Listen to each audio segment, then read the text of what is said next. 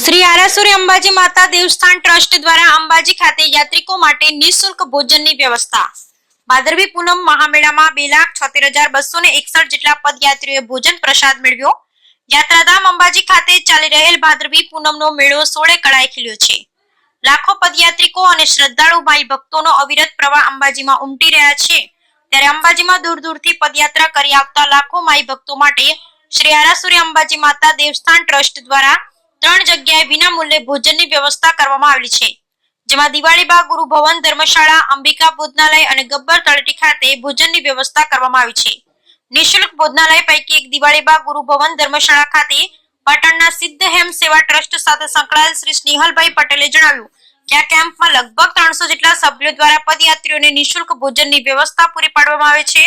17 વર્ષથી કાર્યરત આ કેમ્પમાં દરરોજ શ્રદ્ધાળુઓને બપોરે બુંદી, ખમણ, શાક રોટલી, દાળ ભાતના ભોજન પ્રસાદ પીરસવામાં આવે છે, જ્યારે સાંજે ભાખરી શાક અને કઢી ખીચડીનું ભોજન આપવામાં આવે છે। આવતીકાલે આપણા દેશના વડાપ્રધાન નરેન્દ્રભાઈ મોદીના જન્મદિવસની ઉજવણી નિમિત્તે મધ્યપ્રદેશ અને રાજસ્થાન સહિતના પરપ્રાંતિયો દ્વારા યાત્રાળુઓને 1 લાખ પકોડી ભોજન પ્રસાદ રૂપે પીરસવામાં આવી હતી। સિદ્ધ હેમ સેવા ટ્રસ્ટ સંચાલિત આ કેમ્પમાં શ્રદ્ધાળુ માટે સાંસ્કૃતિક કાર્યક્રમ, મેડિકલ સેવા, પીવાનું શુદ્ધ પાણી, શૌચાલય જેવી સેવાઓ પણ આપવામાં આવે છે। અંબાજી ભાદરવી પૂનમ મેળામાં પ્રથમ દિવસે 27,500, બીજા દિવસે 65,000, ત્રીજા દિવસે 85,240, ચોથા દિવસે 98,521 એમ કુલ 2,76,261 યાત્રિકોએ નિઃશુલ્ક ભોજન પ્રસાદનો લાભ લીધો છે। Bureau report Ramjibhai Raigor, Banaskantha.